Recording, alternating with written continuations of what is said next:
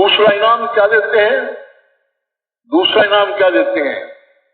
دوسرا انعام اللہ تعالیٰ دیتے ہیں وہ آخرت میں ہے. اور وہ انعام کیا ہے؟ کہتے ہیں کہ یہ میرا درباری اور مصاحب ہے، میرا درباری اور مصاحب ہے، اس کے لیے محلات ہیں جنت کے، یہ ساری چیزیں ہیں.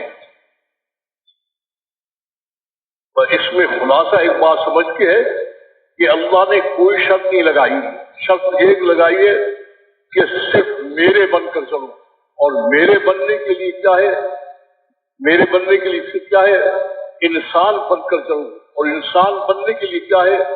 یہ دین اسلام تیری زندگی کا نام ہے، اس کے مطابق اگر زندگی گزار رہا ہے تو انسان ہے، مگر اللہ کے یہاں کو انسانیت سے خارج ہو چکا ہے. ہم یہ سمجھتے ہیں شاید ہم انسان ہیں اور ہمیں دین حکیم وجہ دین حنیفہ فطرت اللہ الذی فطر الناس. یہ دین انسان کی زندگی، فطرت کی زندگی کا نام ہے. اگر اس کے مطابق زندگی گزار رہا ہے تو یہ پھر انسان ہے وغیرہ انسان نہیں ہے. اس سے میں نے پہلے بھی کہیں ذکر کیا ہے کہ ایک مفسر نے لکھا کہ کوئی انسان جہنم میں نہیں جائے گا. مجھے تعجب ہوا. میں نے جب آگے پڑھا تو اس نے کیا لکھا؟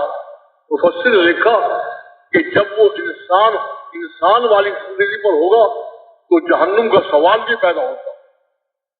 وہ تو انسان اپنی زندگی چھوڑ کر شیطان کی زندگی اختیار کر لیتا ہے، اس میں مصیبت آتی ہے. اب جب انسان شیطان کی زندگی اختیار کرے تو دنیا بھی آفت، آخرت بھی آفت. اب اللہ کیا کہتے ہیں؟ اللہ کہتے ہیں میں نے دیکھا کہ یہ شیطان دعوت دے کر ان کو جہنم کی طرف کھینچ رہا ہے انسانوں کو، تو میری رحمت نے تقاضا کیا، اس لیے میں نے انبیاء علیہ الصلوۃ والسلام کا سلسلہ قائم کیا کہ یہ دعوت دے انسان کو جہنم سے بچنے کی اور جنت میں جانے کی، اللہ کا بن کر چلنے کی. مخلوق کو استعمال کرنا ہے بلکہ مخلوق کا بننا نہیں ہے. تو یہ فرماتا ہے رحمت من ربک، میرے ذمے نہیں تھا، میری رحمت نے تقاضا کیا کہ یہ انسان اس کو شیطان بہکا کر جہنم میں لے کر جا رہا ہے، اس کو راستہ بتانا چاہیے کہ تو یہ راستہ تیرا ہے، یہ راستہ شیطان کا ہے، تاکہ یہ انسان قیامت میں آ کر یہ نہ کہے کہ ہائے مجھے تو پتہ نہیں تھا، میں تو غفلت میں مارا گیا. اسے فرمایا ہے کہ انبیاء کا سلسلہ ہم نے قائم کیا، ہر دور میں ہم نے نبیوں کو بھیجا. نبی نے آ کر جو بات کی وہ دو باتیں کی.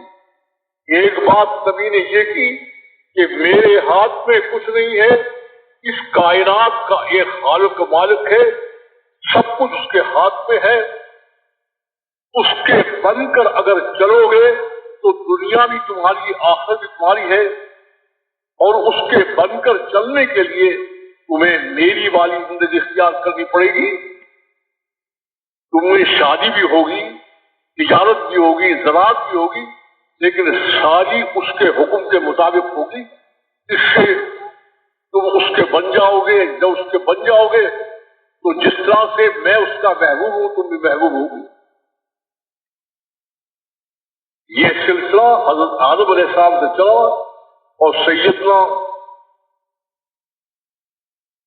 محمد صلی اللہ علیہ وسلم خاتم الانبیاء امام المرسلین تک یہ سلسلہ چلتا رہا نبوت کا. جب نبوت کو ختم کیا ہے تو نبوت کے ختم کے ساتھ دوسرا اعلان کیا ہے.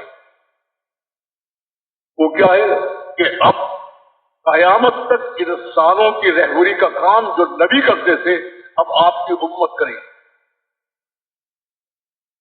اس سے اس کو کہا گیا ہے اخرجت للناس، نہ آپ کارخانوں کے لیے ہیں، نہ بازاروں کے لیے ہے، نہ زمینوں کے لیے ہیں، نہ اور کام کے لیے ہے، انسانوں کی رہبری تمہارے ذمے ہے۔